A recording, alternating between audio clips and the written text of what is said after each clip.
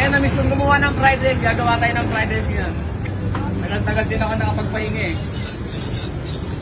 Ang order ni Sir, crab fried rice.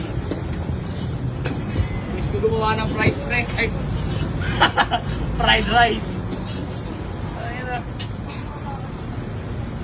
Kahit unconscious kong ginagawa ito pre, kaya-kaya kong gawin yung fried rice eh. Kahit nakapikit na nga ako pre. Kala mo pre, yung ginagawa ko ito dati, sa bahay lang namin. Ako lang mag-isa. Ako na nag-formulate lahat. Pinag-isipan ko lang lahat.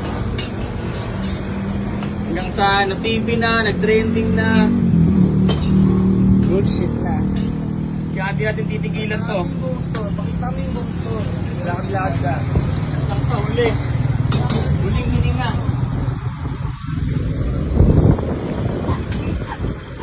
Kaya malalagay tayo ng kamatis.